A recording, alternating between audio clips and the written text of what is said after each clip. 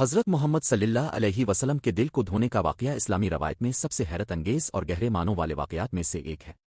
یہ واقعہ ان کے بچپن میں پیش آیا اور اس کی تفصیلات اس قدر حیرت انگیز ہیں کہ اس سے نبی کریم صلی اللہ علیہ وسلم کی زندگی کی غیر معمولی نوعیت پر غور و فکر کرنے کی دعوت ملتی ہے۔ ریگستان کا ایک روشن دن، ایک عام سا لمحہ یا کچھ خاص؟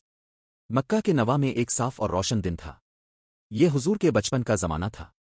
آپ دوسرے بچوں کے ساتھ کھیل رہے تھے، بے فکر اور خوش جیسے ہر عام بچہ ہوتا ہے۔ آپ اپنی رضائی ماں حضرت حلیمہ سعدیہ کے زیر پرورش تھے۔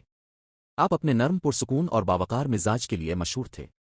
مگر اس دن کچھ غیر معمولی ہونے والا تھا، کچھ ایسا جو وہاں موجود تمام لوگوں کی یادوں میں ہمیشہ کے لیے نقش ہو جائے گا۔ اچانک دو ہستیاں نمودار ہوئیں۔ یہ عام لوگ نہیں تھے بلکہ دو جلیل القدر فرشتے تھے جن سے نور اور جلال ظاہر ہو رہا تھا۔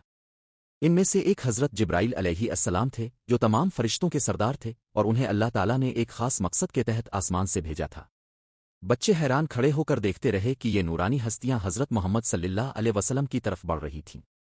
اس سے پہلے کہ کوئی کچھ سمجھ پاتا، حضرت جبرائیل علیہ السلام نے نرمی سے آپ کے سینے پر ہاتھ رکھا۔ ایک تیز حرکت کے ساتھ حضرت جبرائیل علیہ السلام نے نبی کریم صلی اللہ علیہ وسلم کا سینہ چاک کیا اور ان کا دل نکال لیا۔ یہ دیکھ کر بچے حیرت اور خوف میں رہ گئے، کیا یہ واقعی ہو رہا تھا؟ حضرت محمد صلی اللہ علیہ وسلم کا دل، جو ان کی زندگی کا جوہر تھا، اب ایک فرشتے کے ہاتھوں میں تھا۔ لیکن یہ کوئی عام عمل نہیں تھا۔ حضرت جبرائیل علیہ السلام نے دل کو تھامے ہوئے ایک سنہری برتن نکالا جو زمین کے سب سے پاکیزہ پانی، زمزم کے مقدس پانی سے بھرا ہوا تھا۔ یہ وہی پانی تھا جو سینکڑوں سال قبل حضرت حاجرہ اور ان کے بیٹے حضرت اسماعیل علیہ السلام کے لیے صحرا سے نکلا تھا۔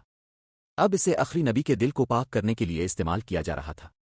دل کی پاکیزگی ایک عظیم مشن کے لیے بڑی احتیاط سے حضرت جبرائیل علیہ السلام نے حضرت محمد صلی اللہ علیہ وسلم کے دل کو زمزم سے دھویا، جس سے اس میں سے دنیاوی آلودگی کا ہر نشان مٹا دیا جائے۔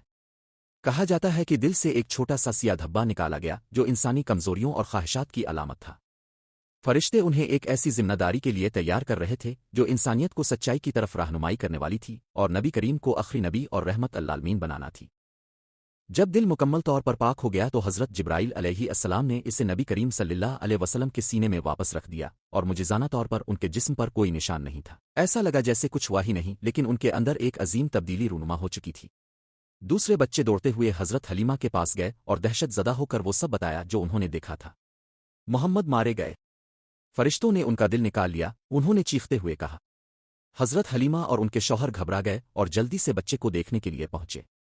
لیکن جب وہ وہاں پہنچے تو محمد بالکل پرسکون کھڑے تھے اور انہیں کوئی نقصان نہیں پہنچا تھا۔ حالانکہ ان کے جسم پر کوئی نشان نہیں تھا، لیکن وہاں موجود لوگوں کو یقین تھا کہ انہوں نے کچھ غیر معمولی دیکھا ہے، کچھ ایسا جو ان کی سمجھ سے بالاتر تھا۔ یہ واقعہ اس بات کی نشاندہی کرتا تھا کہ حضرت محمد صلی اللہ علیہ وسلم کوئی عام انسان نہیں تھے۔ یہ حیرت انگیز واقعہ، جسے اوشقن صدر کے نام سے جانا جاتا ہے، اس بات کی علامت سمجھا جاتا ہے کہ حضرت محمد صلی اللہ علیہ وسلم کو ان کے مستقبل کے عظیم مشن کے لیے روحانی طور پر تیار کیا جا رہا تھا۔ یہ صرف جسمانی طور پر پاک کرنے کی بات نہیں تھی، یہ ان کے دل کو ہر اس چیز سے صاف کرنے کا عمل تھا جو اللہ کی وحی اور ہدایت کو قبول کرنے میں رکاوٹ بن سکتی تھی۔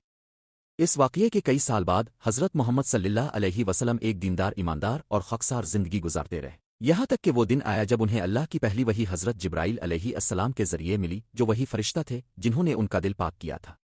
یہ واقعہ اس بات کو بالکل واضح کر دیتا ہے کہ حضرت محمد صلی اللہ علیہ وسلم کی زندگی بچپن سے ہی اللہ کی خاص نگرانی اور حفاظت میں تھی۔ دل دھونے کا یہ واقعہ ان بہت سے نشانیوں میں سے ایک تھا جو ان کے عظیم نبی ہونے کی طرف اشارہ کرتا تھا۔